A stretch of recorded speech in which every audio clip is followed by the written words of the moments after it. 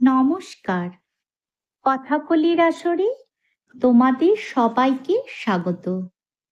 আজ আমি তোমাদের লীলা মজুমদার সম্পাদিত উপেন্দ্র কিশোর গল্প সমগ্র থেকে বাঘমামা আর শিয়াল ভাগ্নে গল্পটি পাঠ করে শোনাব।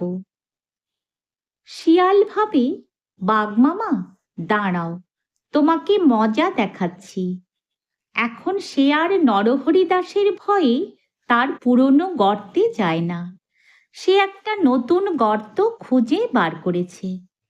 সেই গর্তের কাছে একটা কুয়ো ছিল।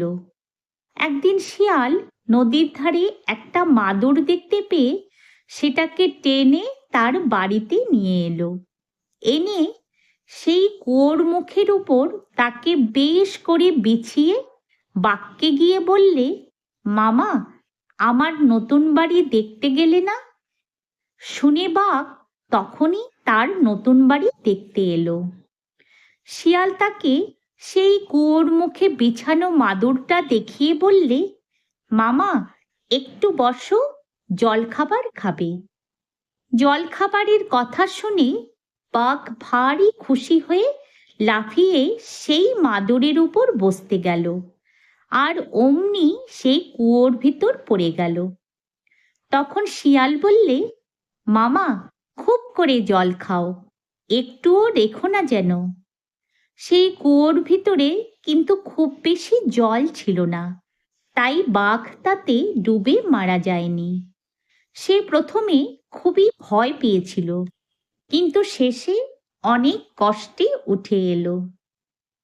উঠেই সে বললে, কোথায় গেলি রে শিয়ালের বাচ্চা? দাঁড়া, তোকে দেখাচ্ছি। কিন্তু শিয়াল তার আগেই পালিয়ে গিয়েছিল। তাকে কিছুতেই খুঁজে পাওয়া গেল না। তারপর থেকে বাঘের ভয়ে শিয়াল আর তার বাড়িতেও আসতে পারে না, খাবার খুঁজতেও যেতে পারে না। দূর থেকে দেখতে পেলেই বাঘ তাকে মারতে আসে। বেচারি না খেয়ে না খেয়ে শেষে আধমরা হয়ে গেল।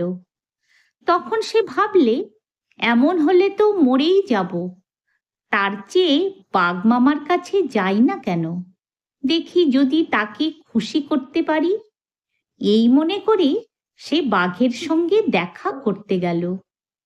বাঘের বাড়ি থেকে অনেক দূরে থাকতেই সে খালি নমস্কার করছে আর বলছে, মামা, মামা। শুনে বাঘ আশ্চর্য হয়ে বললে, তাই তো, শিয়াল যে। শিয়াল অমনি ছুটে এসে দু হাতে তার পায়ের ধুলো নিয়ে বললে, মামা, আমাকে খুঁজতে গিয়ে তোমার বড় কষ্ট হচ্ছিল দেখে আমার কান্না পাচ্ছিল। মামা, আমি তোমাকে বড্ড ভালোবাসি, তাই এসেছি। আর কষ্ট করে খুঁজতে হবে না, ঘরে বসেই আমাকে মারো। শিয়ালের কথায় বাঘ তো ভারী থতমত খেয়ে গেল। সে তাকে মারলে না, খালি ধমকিয়ে বললে, হতভাগা পাজি, আমাকে কুয়োয় ফেলে দিয়েছিলি কেন?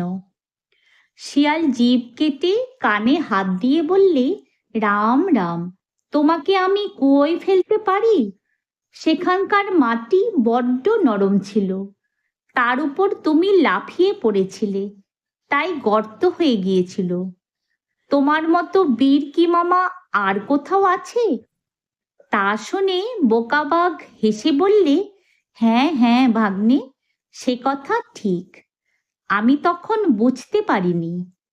এমনি করে তাদের আবার ভাব হয়ে গেল। তারপর একদিন শিয়াল নদীর ধারে গিয়ে দেখল যে 20 হাত লম্বা একটা কুমির ডাঙ্গায় উঠে রোদ পোয়াচ্ছে। তখন সে তাড়াতাড়ি ছুটে গিয়ে বাঘকে বললে, মামা, একটা নৌকো কিনেছি, দেখবে এসো। বোকা বাঘ সেই কুমিরটাকে সত্যি সত্যি নৌকো মনে করে লাফিয়ে তার উপর উঠতে গেল, আর অমনি কুমির তাকে কামড়ে ধরে জলে গিয়ে নামল।